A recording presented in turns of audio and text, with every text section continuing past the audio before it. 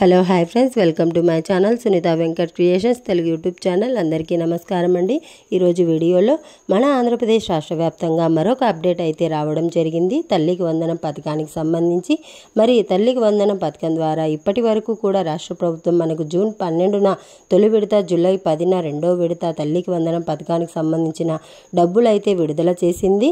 రాష్ట్ర వ్యాప్తంగా ఈ యొక్క తల్లికి వందనం పథకానికి సంబంధించి మరొక తాజా సమాచారాన్ని తీసుకొస్తూ మరొక అప్డేట్ అయితే ఇక్కడ రాష్ట్ర ప్రభుత్వం అయితే ముందుకు రావడం జరిగింది. మరి రాష్ట్ర వ్యాప్తంగా ఉన్నటువంటి ఈ యొక్క తల్లికి వందనం పథకానికి సంబంధించిన లబ్ధిదారులకు డబ్బులు ఎప్పటి నుంచి పడుతున్నాయి, ఈ పెండింగ్ డబ్బులు ఏ తేదీన రిలీజ్ అవుతున్నాయి, ఎవరెవరికి డబ్బులు వేస్తారు, ఎవరెవరికి డబ్బులు వేయరు, ఆ లోపు మనం చేసుకోవాల్సినటువంటి పనులు ఏంటి అనే వివరాలన్నీ కూడా మీకు నేను ఇక్కడ క్లారిటీగా తెలియజేస్తాను. చాలా ఇంపార్టెంట్ అండ్ ఇంట్రెస్టింగ్ వీడియో ఇది. ఎందుకంటే మనకి ఎన్నో రోజుల నుంచి కూడా ఈ పెండింగ్ డబ్బుల కోసం ఎదురు చూస్తూ ఉంటే కూడా ఇప్పటికీ కూడా ప్రభుత్వం అయితే విడుదల చేయలేదు. మరి తాజాగా ఈ యొక్క డబ్బుల విడుదలకు ప్రభుత్వం అయితే ఆదేశాలు జారీ చేసింది. మరి ఈ డబ్బులు ఎవరికి పడుతున్నాయి, ఎవరెవరికి పడవు అనే విషయాలను తెలుసుకునే ముందు దయచేసి ఈ వీడియోని ఎక్కడా కూడా ఆపకుండా మీరు చివరి వరకు చూడండి. మీరు ఎప్పుడైతే చివరి వరకు చూస్తారో అప్పుడే మీకు సమాచారం అనేది పూర్తిగా తెలుస్తుంది. దయచేసి లాస్ట్ వరకు చూడండి. ఇక వీడియోను లాస్ట్ వరకు చూడడమే కాకుండా వీడియోను లైక్ చేయండి, అలాగే మీ ఫ్రెండ్స్ అండ్ ఫ్యామిలీ మెంబర్స్కు షేర్ చేయండి. అలాగే మన ఛానల్ను సబ్స్క్రైబ్ చేసుకొని నోటిఫికేషన్ గంట ఆన్ చేసుకోవడం మర్చిపోవద్దు. మరి ఇక లేట్ చేయకుండా మనం వివరాల్లోకి వెళ్ళిపోదాం. ముఖ్యంగా మన ఆంధ్రప్రదేశ్ రాష్ట్ర వ్యాప్తంగా ఉన్నటువంటి మహిళలందరికీ కూడా ప్రభుత్వం భారీ శుభవార్తనైతే తీసుకొచ్చింది. మరి ఎన్నికల మేనిఫెస్టోలో ఇచ్చినటువంటి హామీ ప్రకారం ఎంతమంది పిల్లలను తల్లులు బడికి పంపిస్తూ ఉంటారో, 1వ తరగతి నుంచి ఇంటర్మీడియట్ వరకు కూడా ఎంతమంది పిల్లలున్నా అంతమంది పిల్లలకు కూడా ఒక్కొక్కరికి 13,000 రూపాయల చొప్పున డబ్బులు అయితే వేయడం జరిగింది రాష్ట్ర ప్రభుత్వం. మరి జూన్ 12వ తారీఖున ఈ పథకం అయితే ప్రారంభమైంది. మరి ఈ పథకానికి నేరుగా అప్లై చేసుకునేటువంటి అవకాశాన్ని ప్రభుత్వం కల్పించలేకపోవడంతో చాలామంది తల్లులకు ఈ యొక్క డబ్బులు పడలేదు. ఇది గుర్తించాలి. ఎందుకంటే ప్రభుత్వం కనుక అప్లై చేసుకోవడానికి కనుక అవకాశం ఇచ్చుంటే చాలామంది సరైన పత్రాలతో అప్లై చేసుకునేవారు, వారికి డబ్బులు వచ్చేవి. కానీ ఇక్కడ ఏమైందంటే ప్రభుత్వ పాఠశాల విద్యాశాఖ దగ్గర ఉన్నటువంటి డేటా ప్రకారం ఈ యొక్క పథకాన్ని అమలు చేసింది. అందులో కొంతమందికి బ్యాంక్ అకౌంట్లు పని చేయకుండా పోవడం, కొంతమందికి ఈకేవైసీ లేకపోవడం, మరికొంతమందికి ఎన్పిసిఐ లింకు లేకపోవడం, మరికొంతమందికి పేర్లు అసలు లిస్టులోనే రాకపోవడం, పిల్లల పేర్లు స్కూళ్ళల్లో అటెండెన్స్లు అనేది ఆన్లైన్ చేయకపోవడం, ఇలా అనేక రకాల సమస్యలు అయితే రావడం జరిగింది. మరి ఈ సమస్యల వల్ల ఏమైందంటే మనకు ఇక్కడ రాష్ట్ర వ్యాప్తంగా ఈ యొక్క డబ్బులు అనేది జమ కానటువంటి పరిస్థితి అయితే ఏర్పడింది. చాలామందికి జూన్ 12న ఈ పథకాన్ని విడుదల చేసినా కానీ మరి ఈ డబ్బులు ఎవరికైతే పడలేదో వారందరినీ కూడా ప్రభుత్వం ఏం చేసిందంటే అర్జీ పెట్టుకోమని చెప్పింది.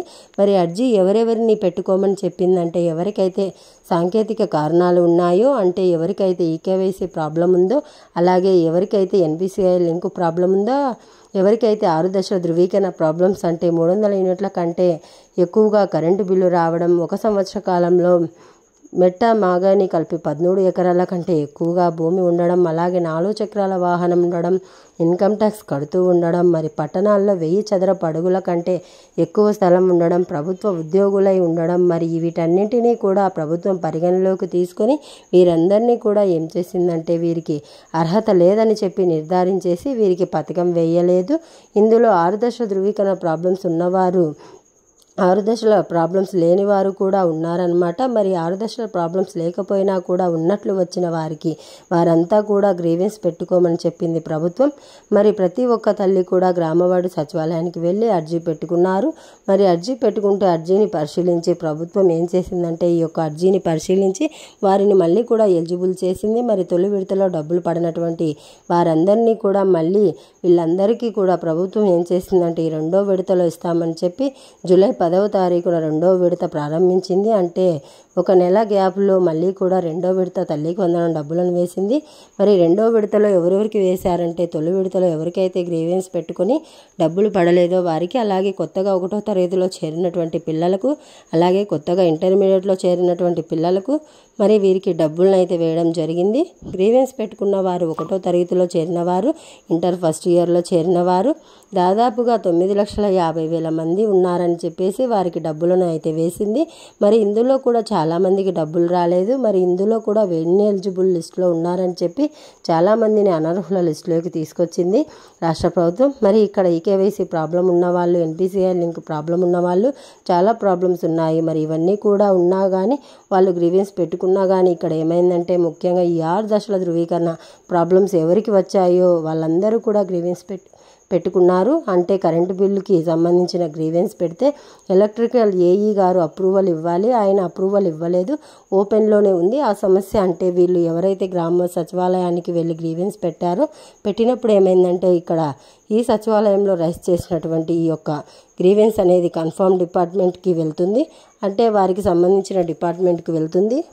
అక్కడ ఏఈ గారు అప్రూవల్ చేయాలి, కానీ ఆయన అసలు పట్టించుకోలేదు, ఓపెన్లోనే ఉందన్నమాట. ఇదొక ప్రాబ్లం. అలాగే ఇన్కమ్ ట్యాక్స్కి సంబంధించి గ్రీవెన్స్ ఇస్తే అక్కడ వాళ్ళు కూడా పరిష్కరించలేదు. ప్రభుత్వ ఉద్యోగులు ఉన్నారని చెప్పి వస్తే వాళ్ళు కూడా పరిష్కరించలేదు. ఇలా ఏ సమస్య కూడా లబ్ధిదారులు గ్రీవెన్స్ పెట్టుకొని ఉంటే ఆ గ్రీవెన్స్ పెట్టుకున్న వాళ్ళకు ₹1 కూడా రాలేదు. ఎందుకంటే వారి సమస్య పరిష్కరించనే లేదు ప్రభుత్వం. మరి ఇక్కడ తాజాగా ప్రభుత్వం ఏం చేసిందంటే మరి గతంలో కూడా చెప్పింది, మీరు కనుక ఈ సమస్యలను కనుక క్లియర్ చేయకపోతే బాధ్యత మీదే అని చెప్పేసి ప్రభుత్వం చెప్పడం జరిగింది. మరి బాధ్యత మీదే, మీ ఇష్టం, లబ్ధిదారులకు మీరే సమాధానం చెప్పాలని గతంలో చెప్పినా కానీ ఇక్కడ అధికారులు అయితే మనకు వీటిని క్లియర్ చేయలేదు. మరి ఇప్పుడు తాజాగా ఏపీ ప్రభుత్వం ఈ తల్లికి వందనం పథకం విషయంలో ఖచ్చితంగా రేపు సాయంత్రంలోగా 16వ తేదీ సాయంత్రంలోగా ఎవరికైతే ఈకేవైసీ ప్రాబ్లం ఉందో, ఎవరికైతే ఎన్పిసిఐ లింక్ ప్రాబ్లం ఉందో, వీటితో పాటుగా ఎవరైతే ప్రభుత్వ ఉద్యోగులు అని చెప్పి గ్రీవెన్స్ పెట్టుకున్నారో వారికి, ఇన్కమ్ ట్యాక్స్ అని చెప్పి గ్రీవెన్స్ పెట్టుకున్నారో వారికి, కరెంటు బిల్లు ప్రాబ్లమ్స్ అని చెప్పి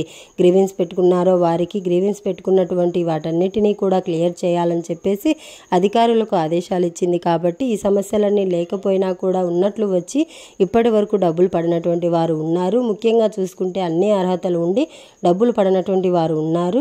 అన్ని అర్హతలు ఉండి ఒక పిల్లాడికి డబ్బులు పడి ఇంకొక పిల్లాడికి డబ్బులు పడినటువంటి వారు ఉన్నారు.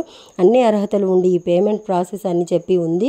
అన్ని అర్హతలు ఉన్నటువంటి ఎస్సీ విద్యార్థులకు డబ్బులు, సగం డబ్బులు మాత్రమే పడ్డాయి, అంటే సగం డబ్బులు మాత్రమే పడ్డాయి. ఇలా చాలామందికి ఈ యొక్క డబ్బులు అనేది సక్రమంగా రాలేదు. ఈ డబ్బులన్నీ కూడా ఇప్పుడు ప్రభుత్వం 3వ విడతలో వేయడానికి అవకాశం అయితే కల్పించింది. మరి తాజాగా దీనికి సంబంధించి ఈ నెల 16వ తేదీలోపు అధికారులంతా కూడా ఇవన్నీ కూడా క్లియర్ చేయాలి. 6 దశల ధృవీకరణ ప్రాబ్లమ్స్ వచ్చి ఎవరైతే గ్రీవెన్స్ పెట్టుకున్నారో వారంతా కూడా క్లియర్ చేయాలి అని చెప్పేసి ప్రభుత్వం అయితే ఇక్కడ చెప్పడం జరిగింది. కాబట్టి మీరు ఏం చేస్తారంటే తప్పనిసరిగా ఈ గ్రీవెన్స్ పెట్టుకున్న వారు ఒకసారి ఈకేవైసీ ఉందా లేదా చెక్ చేసుకోండి. గ్రామవార్డు సచివాలయానికి వెళ్ళి ఈకేవైసీ ఉందా లేదా చూసుకోండి. అలాగే ఎన్పిసిఐ లింక్ అంటే మీ యొక్క బ్యాంక్ అకౌంట్కి ఎన్పిసిఐ లింక్ ఉందా లేదా, ఆధార్ ఫోన్ నెంబర్ లింక్ ఉందా లేదా అనేది కూడా తెలుసుకోండి. ఇలా తెలుసుకొని దాని ప్రకారం మీరు కనుక గ్రీవెన్స్ అనేది పెట్టుకుంటే తప్పకుండా మీకు తల్లికి వందనం పథకానికి సంబంధించిన డబ్బులు అయితే ప్రభుత్వం అయితే వేయబోతోంది. మరి దీనికి సంబంధించి ఆదేశాలు కూడా వచ్చాయి. మరి 325 కోట్ల రూపాయలు ఫైల్ పైన కూడా విద్యాశాఖ మంత్రి గారు సంతకం పెట్టడం జరిగింది.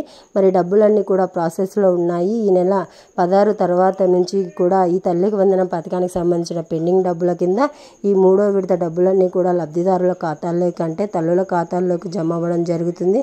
కాబట్టి ప్రతి ఒక్కరు కూడా సిద్ధంగా ఉండి ఈ తల్లికి వందనం పథకానికి సంబంధించిన మీకు ఏ సమస్య ఉన్నా కానీ, ఏమైనా ఉన్నా కానీ మీరు అప్డేట్స్ అన్నీ కూడా చూసి తెలుసుకుంటూ రెడీగా ఉండండి.